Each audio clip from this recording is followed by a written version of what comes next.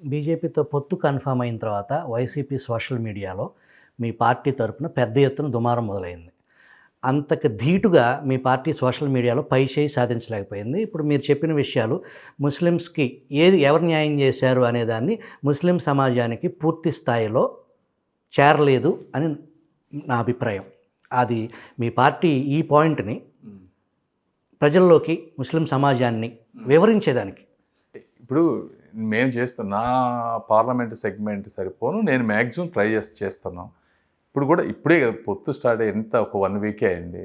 So జనరల్గా ఏంటంటే జగన్మోహన్ రెడ్డి గారు ఇదనే కాదు, ఆయన ఈ అవినీతి సొమ్మును విపరీతంగా సంపాదించి సోషల్ మీడియానే కాదు ఎంటైర్ మీడియాని, మీరు ఒక సిద్ధం అనే పోస్టర్లు చూశారు కదా, అది మరి దాదాపు 300-400 కోట్లు ఖర్చు అయి ఉంటుంది స్టేట్ మొత్తం. అట్లా ఏ బోర్డు ఉంటే ఆ బోర్డుకి వేసుకుంటూ వెళ్ళిపోయారు. యూట్యూబ్లో మీరు ఎక్కడ చూడండి యాడ్స్, ఇవన్నీ ఏంటంటే కొంతమంది గొప్పగా చిత్రీకరించు. అసలు ఇంత డబ్బు ఎలా వస్తుంది అనేది ఎవరు ప్రశ్నించట్లేదు ఈ రోజున.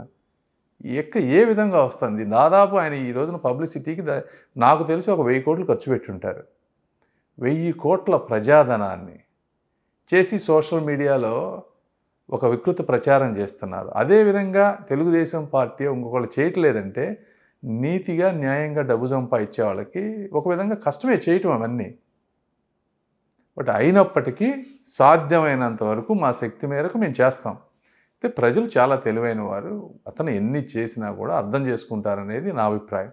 మీరు ఒకసారి హిస్టరీలోకి వెళ్తే హైదరాబాద్లో తెలుగుదేశం పార్టీ రాకముందు చాలా ఇబ్బందులు ఉండేవి, గొడవలు కానీ తెలుగుదేశం పార్టీ వచ్చిన తర్వాత, చంద్రబాబు నాయుడు గారు వచ్చిన తర్వాత ఏ రోజు ఇలా కమ్యూనల్ వైలెన్స్ అనేది జరగలేదు ఎక్కడ. నేను ముస్లిం మైనారిటీ సోదరులకి చెప్పేది ఏంటంటే, మీ హక్కులకు కానీ, మీ స్వేచ్ఛకు కానీ, మీ భావ ప్రకటనకు కానీ ఏ రోజైనా భంగం కలిగినప్పుడు నేను నా వంతుగా, అదేవిధంగా రేపు గెలవబోయేటువంటి పార్లమెంటు సభ్యులు అందరూ తెలుగుదేశం పార్టీ తప్పనిసరిగా మీ పక్షాన పోరాడుతుంది. ఇందులో మాత్రం ఎటువంటి కాంప్రమైజు ఉండదు. అయితే ఈరోజు ఉన్నటువంటి రాష్ట్ర పరిస్థితుల దృష్ట్యా పొత్తు పెట్టుకోవాల్సిన పరిస్థితి వచ్చింది మాకు.